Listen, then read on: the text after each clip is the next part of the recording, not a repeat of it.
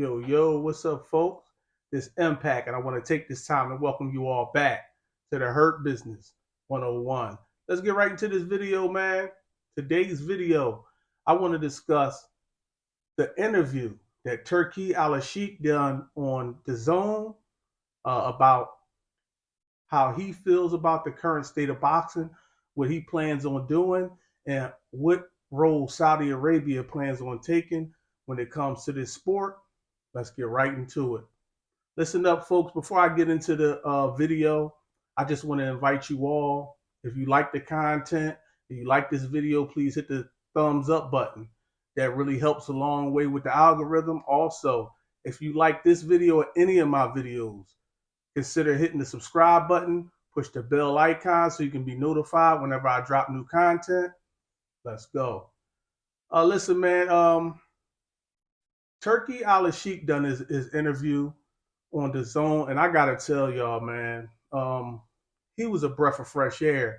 Like his enthusiasm for the sport, his knowledge on the sport, and his vision for the sport is exactly what this sport needs today. And I'm telling you, I was so happy to see a guy with that much passion. And it just goes to show you that sometimes we can get caught up in our location or where we're from and see how things are going where we're from. And it's easy to just you just start to think that we have it all, under control and we know exactly what to do and nobody does it better or no one else.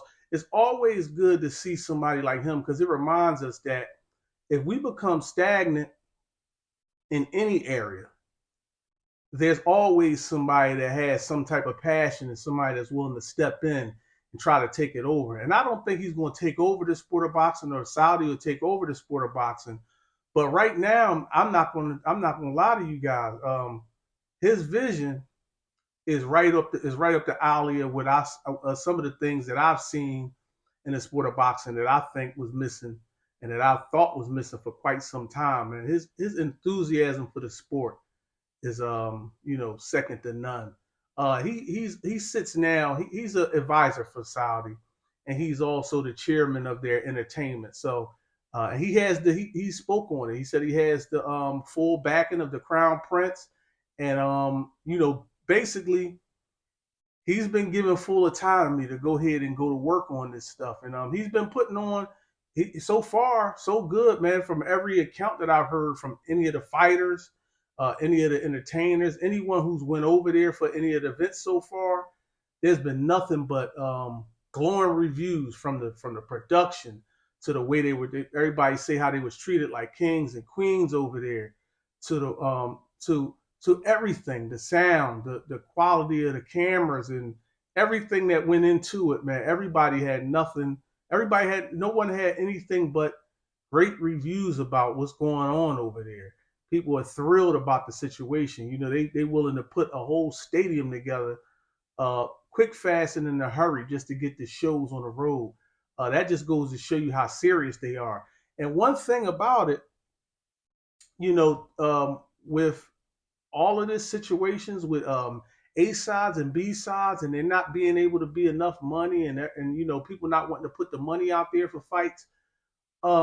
Now with Saudi being in this, and Turki Alalshikh, he spoke on how he believes that we need to get boxing back how it was when he used to really love boxing. He talked about how one of his favorite fighters was Larry Holmes, and you know what I mean, and stuff like that. And he really wants to bring boxing back to the glory days. And I think some of his visions, he has some visions that I don't believe will be attainable. But the fact that he has that type of enthusiasm for the sport, it gave me little goosebumps watching the interview because I feel like I had that passion for boxing. I just looked at it when I got caught up in listening to him, and I said to myself, like, if I had these resources with the way I feel about boxing available to me, and I could do that, some of the stuff that he's doing and that he plans on doing, this would be how I would address it. Everyone's talking about money, and in this environment in boxing nowadays, a lot of people saying they don't care about belts. It's all about the money and all of this stuff like that. I mean, these really big fights where it's hard to satisfy the financial demands of those fights, and some of these promotional companies not really willing to put that money up. And he's like, for instance, we got Joshua is about to make a $50 million purse, and Francis Ngannou is about to make a $20 million purse, and this is only his second professional boxing match.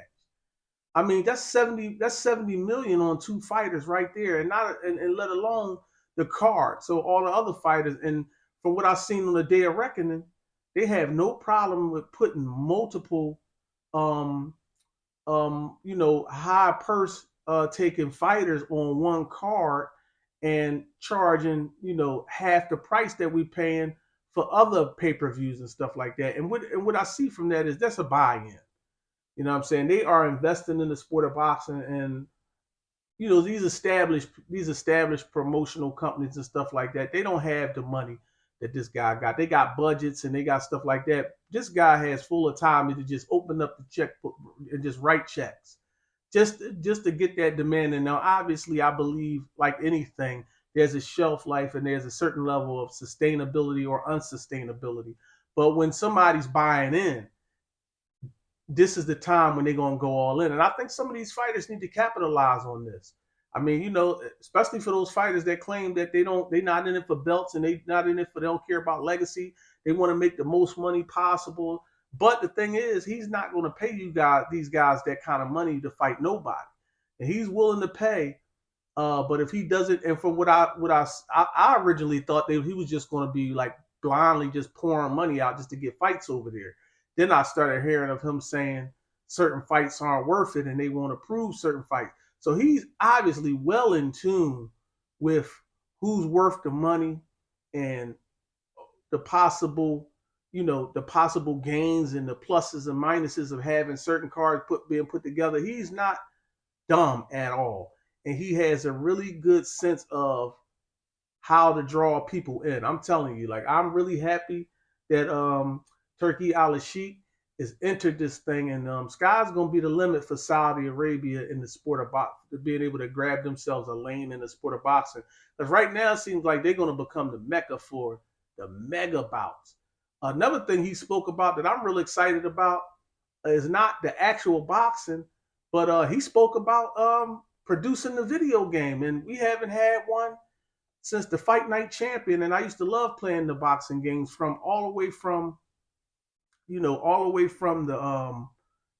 the first boxing game they started coming out with, and then we got all of the Fight Night series and the Fight Night Champions and all of that, and we haven't had one in a while. He spoke about how ESPN, EA Sports, I'm sorry, and other companies are focusing on supporting other sports, and like EA is doing a lot of the UFC games. They haven't done a boxing game in I don't know how long, so he's partnering and spearheading the Undisputed video game. They massively needed the funding because they seemed like they were like having problem with the funding. But I saw what they were doing with it, and it looked like it was something that was promising, but it was dragging and dragging.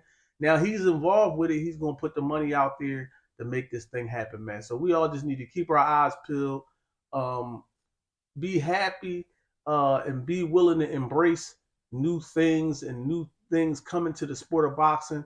And my saying is, whatever makes the sport of boxing great is what we should be going for, not just trying to have it to where you feel as though we're the only ones who have a monopoly on boxing.